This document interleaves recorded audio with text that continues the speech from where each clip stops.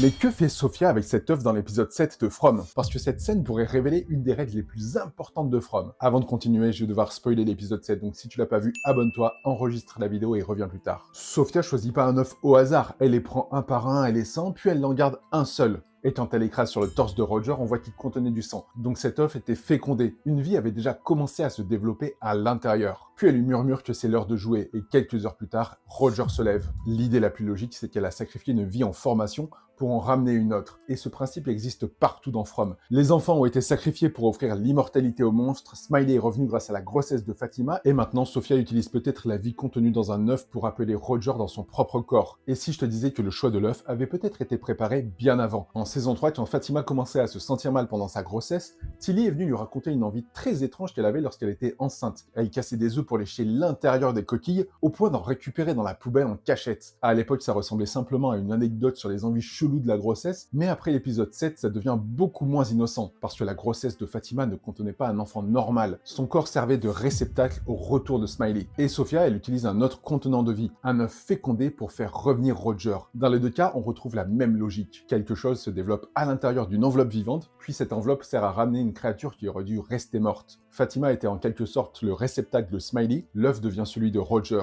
Mais le plus dérangeant, c'est la manière dont Roger réagit à son réveil. Il touche son visage, il panique, il essaye d'arracher les coutures, il ne se comporte pas comme un simple cadavre contrôlé à distance. Pendant quelques secondes, on a vraiment l'impression qu'il comprend ce qui lui arrive. Et ça rejoint exactement ce que disait Marielle juste avant. Les personnes qui meurent à Fromville ne partent pas vraiment. Leur âme reste prisonnière de cet endroit. Sophia n'aurait peut-être donc pas créé une nouvelle menace, elle aurait rappelé l'âme de Roger dans son ancien corps en utilisant l'œuf comme prix à payer. Une vie contre une autre. Sauf que Roger ne devient pas humain, son corps reste marqué par les poupées qui l'ont tué, et Sophia peut l'envoyer terroriser la Colony House. Donc dans From, la mort n'est peut-être pas une fin, c'est seulement le moment où la ville commence à utiliser ton âme autrement. Et si Sophia peut faire ça avec Roger, la vraie question c'est combien d'autres morts elle pourra encore ramener? Et toi, dis-moi en commentaire, tu penses que c'était vraiment Roger dans son corps, ou seulement une créature contrôlée par Sophia? Abonne-toi et dis-moi-le en commentaire.